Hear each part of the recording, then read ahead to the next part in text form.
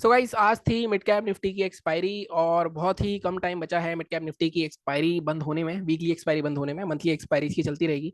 और आज mid cap Nifty ने बहुत ही ज़्यादा पकाया है, कहीं ना कहीं 40 पॉइंट की रेंज में पूरे दिन घूमेगा तो ऑप्शन बायर्स क्या ही पैसा कमाएंगे। और इसी वजह से हमें 1800 के आसपास का लॉस हुआ है।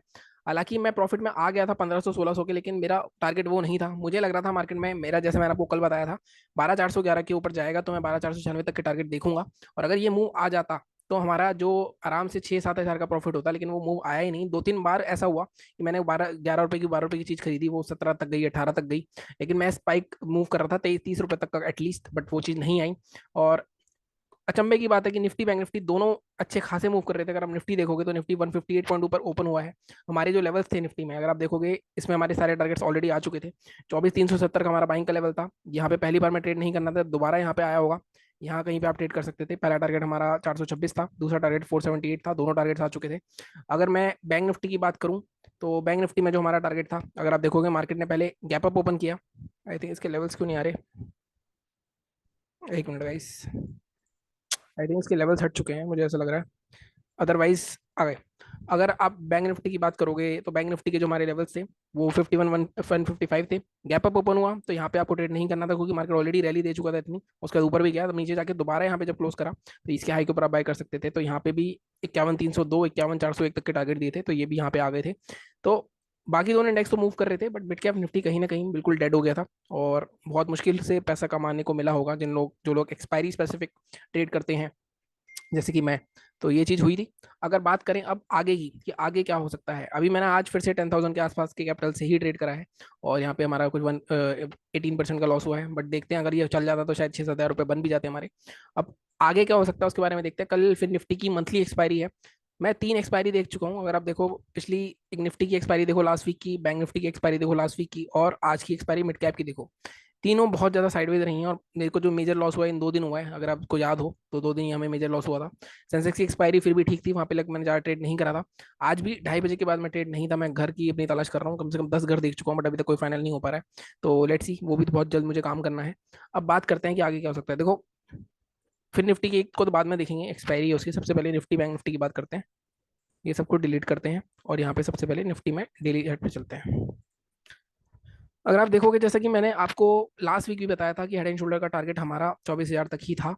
क्या 23 550 आ सकता है? आ सकता है, अनलेस एंड अनटिल जब तक मार्केट ये जोन नहीं तोड़ेगा, 24 हज़ार के नीचे नहीं आएगा। बल्कि 23 850 का मैंने आपको लेवल दिया था कल का मेरा, आप वीकली वाला वीडियो देखना। जब तक मार्केट 23 850 के नीचे नहीं आएगा तब तक मार्केट में और सेल ऑफ नहीं आएगा। उससे पहले मार्केट थोड़ा सा यहाँ पे होल्ड कर सकता है। आज की अगर बात करें, अगर आप ध्यान से देखो तो मार्केट में क्या हुआ था। मार्केट में ये 2 दिन का लो था, मार्केट ने इसका ब्रेकडाउन करा और इसको रीटेस्ट करा है। अब तो आज का लो टूटता है तो कहीं ना कहीं फिर से ये एक कंटिन्यूएशन मोड में चला जाएगा, और ये करेगा तो अच्छा खासा फॉल आ सकता है। तो हमारे लिए आज का लो बड़ा इंपॉर्टेंट हो जाता है। तो आज का लो मार्क कर लेते हैं सबसे पहले। तो अगर निफ्टी में आप आज का लो मार्क करोगे, आज का लो कितना है? आज का लो है आपका 24 134 का।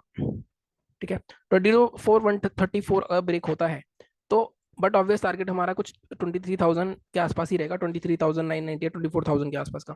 ठीक है, 15 मिनट के चार्ट पे चलते हैं एक बार और टारगेट देख लेते हैं इसका क्या बन सकता है हमारा। अगर टारगेट देखेंगे हम, एक मिनट गाइस, अगर आप टारगेट देखने की जाओगे तो 133 के नीचे आपको ये टारगेट मिल सकता है 2368 का। 70 80 पॉइंट के आसपास मिलेगा। 2368 ब्रेक होता है तो काफी पीछे टारगेट है। अगर आप देखो यहाँ कहीं आ रहा है, 24,000 तक के टारगेट के लिए फिर भी जा सकते हो आप, 24,020 के लिए। ठीक है, ये हो गया हमारा एक व्यू। बाइंग के लेवल क्या रहेंगे, बाइंग की बात करनी है हमें। तो बाइंग में अगर आप देखो, आज मार्केट ने एक ये वाला हाई बनाया है कहीं ना कहीं 24 473 के, 24 500 के आसपास। मुझे ऐसा लगता है ये एक्सपायरी 24 500 के नीचे ही होगी, मंथली एक्सपायरी। तो यहाँ पे इस जोन के अंदर ट्रेड, ये वाला जो जोन है, इस जोन के अंदर ट्रेड करने का कोई फायदा नहीं होगा। ये वाले जोन के अंदर साइडवेज रहेगा, तो इस जोन को या तो निकालने दो ऊपर ढंग से। अब ढंग से निकालने का मतलब क्या है, 500 के आसपास तो ट्रेड नहीं करना है। तो एटलीस्ट मार्केट को 550 का जोन निकालने दो। 550 545 या 550, तब हम जाके थोड़ा सोच सकते हैं इसमें कि हाँ, एक दोबारा से बाइंग आ सकती है, जब टारगेट हमें मिल सकता है उसके बाद 650 तक का। ठीक है, तो यहाँ तक का टारगेट मिल सकता है हमें। तो यहाँ यहाँ हमारे बाइंग के लेवल्स रह सकते हैं। और बाइंग हमारी जो फर्स्ट टारगेट होगा हमारा वो 600 के आसपास का होगा, 600 के आसपास। और सेकंड टारगेट हमारा 650। तो ये हमारे बाइंग के लेवल्स रह सकते हैं, सेलिंग के लेवल्स ही रहे। ठीक है, बैंक निफ्टी की बात करें अगर, तो बैंक निफ्टी में थोड़ी सी एडजस्टमेंट करनी पड़ेगी बैंक निफ्टी में कहीं ना कहीं। ठीक है, तो बैंक निफ्टी में अगर आप देखोगे तो यहाँ पे एक अच्छी खासी ट्रेंड लाइन बन रही है। ठीक है, ट्रेंड लाइन अगर ब्रेक भी होती है तब भी मैं आपको हमेशा बताता हूँ प्रीवियस स्विंग हमें ब्रेक होना चाहिए। तो ये वाला जो जोन है 51,600, आई थिंक कल भी मैंने आपको सेम लेवल ही दिया था, नहीं कल थोड़ा सा मैंने पहले दिया था, पहले मैं दे रहा था लेवल 51,600। 51,600 को मार्क करते हैं, 600 की बजाय 650 का जोन लूंगा मैं। 51,650 के ऊपर अगर मार्केट निकलता है तो मार्केट इजीली यहाँ तक आ सकता है 877 तक का। ठीक है, फर्स्ट टारगेट अगर इसमें रखना है हमें तो यहाँ पे रखेंगे हम 762 का, सेकंड टारगेट हमारा 877। सेलिंग अब हो सकती है आराम से, सेलिंग का लेवल कल थोड़ा नीचे दे दिया था मैंने आपको, तो सेलिंग अब यहाँ पे हो सकती है। सेलिंग के लिए आपको थोड़ा सा वेट ही करना पड़ेगा। तो यहाँ नीचे भी अगर मैं देता हूँ टारगेट आपको 5100 का इस जोन के नीचे, तब भी गैप छोटा सा ही है, 100 पॉइंट का है। तो नॉर्मली सेलिंग जो होनी चाहिए आपकी इस गैप फिलिंग के बाद, जब अगर क्लोज सस्टेन करता है तब होनी चाहिए। तो आप सेलिंग का लेवल बनाओगे अपना 50 60, तो 50 ही आएगा, उससे पहले नहीं करेंगे।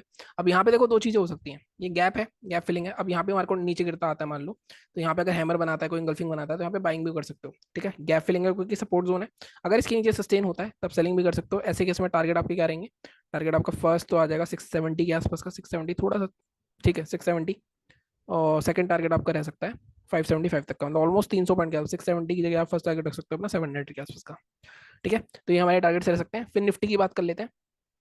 फिर निफ्टी में तो कुछ खास हमें एनालिसिस करनी नहीं है हमें, आई थिंक फिर निफ्टी एनालिसिस हमारी पिछली वाली जो है वही उसी के अंदर आसपास घूम रहा है।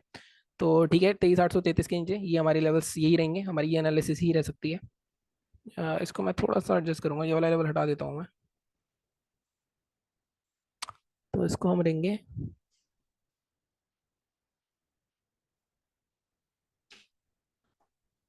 23,750 के आसपास का जोन लेंगे। ठीक है, 750 के नीचे शॉर्ट करेंगे इसको। फर्स्ट टारगेट आपका रहेगा 686 के आसपास का। अब यहाँ से निकलता है मार्केट तो सेकंड टारगेट आपका रह सकता है 650 तक के आसपास का, मिल सकता है। ठीक है, बाइंग अगर करनी है तो बाइंग अगेन यहाँ पे एक ट्रेंड लाइन आ रही है अच्छी खासी, लेकिन ये ब्रेक होती है तो इसके ऊपर हमारे बाइंग के लेवल बिल्कुल ठीक बने हुए हैं, 24,066। और इसके ऊपर बाय करोगे 105 152। मुझे ऐसा लगता है कल एक ट्रेंडिंग मूव मिल सकता है मेरे को, क्योंकि काफी साइडवेज एक्सपायरी देख ली हमने, तो कल एक ट्रेंडिंग मूव आ सकता है। लेट्स सी, बाकी चैनल को सपोर्ट करते रहो, सब्सक्राइब करो। Thank you so much.